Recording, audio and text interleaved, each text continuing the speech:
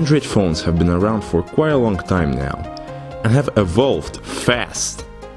They turned from clumsy, unresponsive handsets to Nexus 5 level of devices in just 5 years and raced to OnePlus 2 in another 2.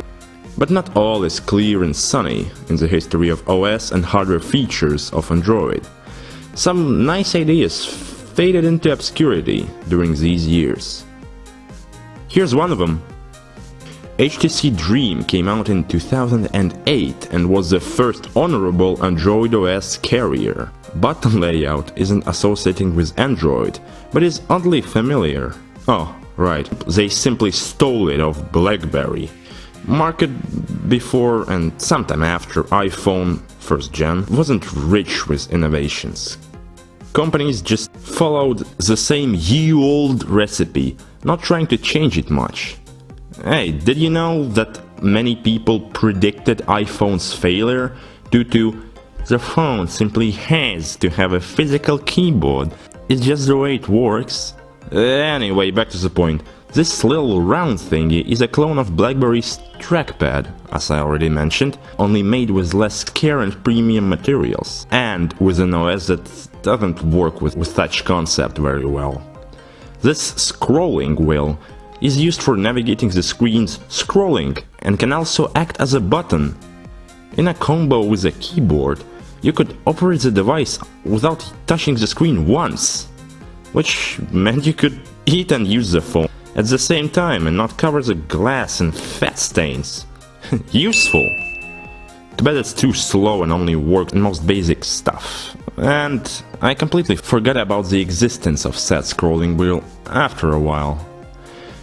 It does make sense to include, knowing that back then, touchscreens were kinda laggy and very unresponsive.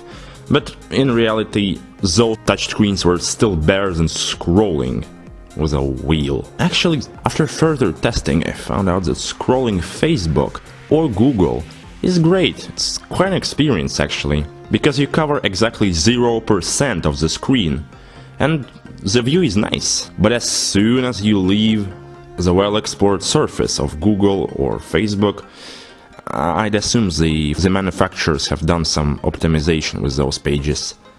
As soon as you wander into the internet itself, it looks like the frame drops to like 5 frames per second. That is because in all pages but Google, the scrolling just hops between links on the page, and that process looks super ugly and annoying. A pity, scrolling Google was so smooth. Anyway, phone's alright, it has a camera also, and a weird opening mechanism, but it's all about that button that made me look into it. Even admitting all of its flaws, in the time so flooded with gimmicks, I'd like to see an optimized, kind of like Mark II version of this pad. Kinda like a tank. An upgraded version which would be great. Actually, you could make the Send trackpad on the back of the phone. It would be super useful for... Oh. My idea was already executed. Go by that, I guess. Yeah. Otherwise this video kinda has no point. But yeah, there we go. That's my idea from the start.